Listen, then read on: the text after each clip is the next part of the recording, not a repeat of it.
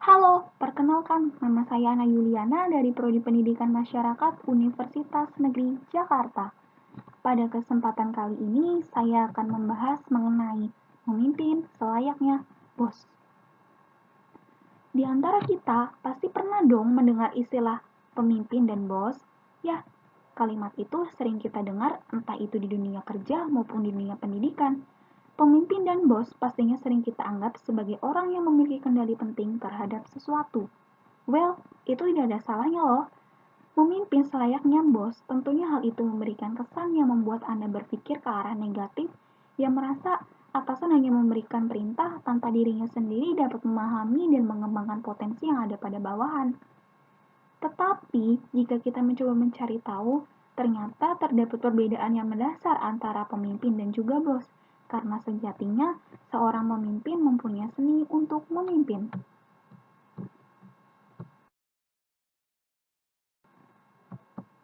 Apa sih yang menyebabkan memimpin selayaknya bos? Ayo kita cari tahu dan belajar bersama saya. Yang pertama, ketika kita berada di lingkungan kerja, pasti kita akan lebih dominan dan terfokus pada pembahasan mengenai suatu pekerjaan yang akan kita kerjakan.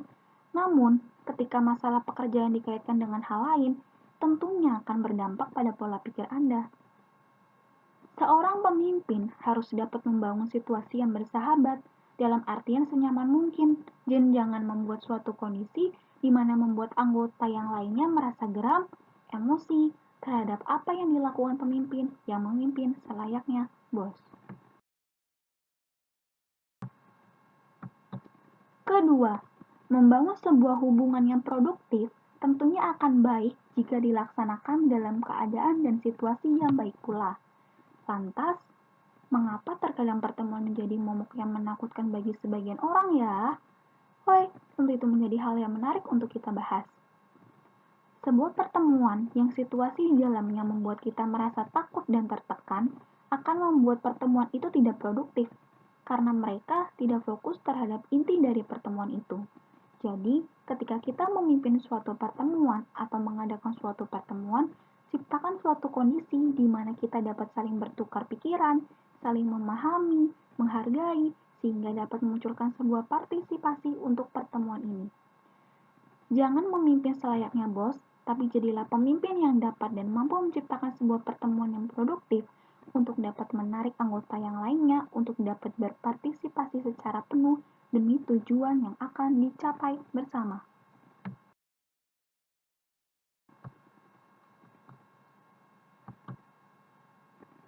Tiga, memberikan perintah kepada bawahan yang dilakukan oleh seorang pemimpin merupakan hal yang wajar menurut saya.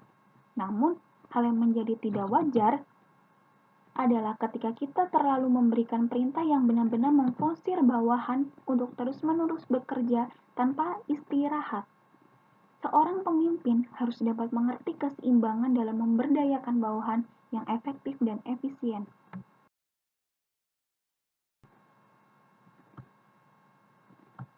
4. Seorang pemimpin ada kalanya harus dapat membaur dengan bawahannya.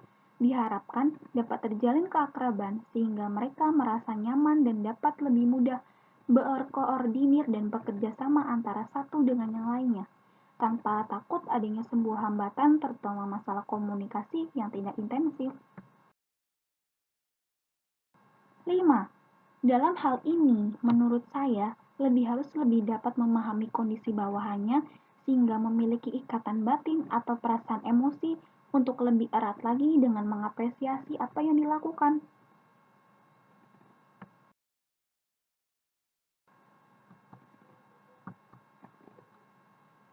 6. Tidak belajar dari kesalahan.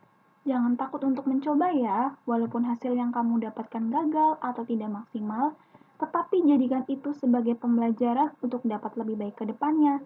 Jadi, jika kalian menjadi seorang pemimpin, mungkin Anda akan merasa marah jika apa yang dilakukan bawahan Anda tidak benar dan melakukan banyak kesalahan. Namun, mulailah berpikir terbuka bahwa tanpa kesalahan itu, mungkin mereka tidak akan belajar jadi lebih baik. Teruslah memberi dorongan motivasi, tapi juga harus tegas untuk tidak mengulangi kesalahan yang sama terhadap bawahan Anda.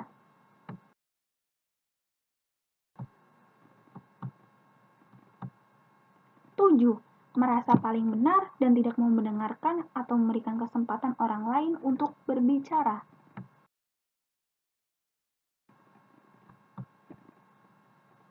8. Tidak bisa memahami situasi atau kondisi ketika ingin mencapai sesuatu.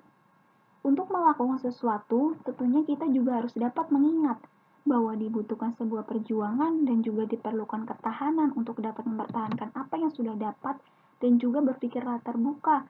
Dan ketika dihadapkan pada suatu problematika, cobalah dilihat dari sudut lain terhadap suatu hal. Saat itulah tujuan yang akan dicapai terlihat nyata. 9. Tidak menentukan tujuan yang jelas sehingga hanya memerintah. Ketika Anda memberikan tugas atau perintah kepada bawahan Anda, maka Anda juga harus menentukan tujuan yang jelas mengenai apa yang tim Anda akan kerjakan, sehingga Anda dapat memberikan sebuah arahan terhadap apa yang Anda perintah. Untuk itulah, menentukan tujuan merupakan hal yang penting. Selain agar pekerjaan lebih terorganisir, karena mempunyai target yang jelas juga dapat mengerti langkah apa yang harus dilakukan. Cukup sekian video pembelajaran yang dapat saya sampaikan. Apabila ada kata-kata yang kurang berkenan, saya mohon maaf yang sebesar-besarnya.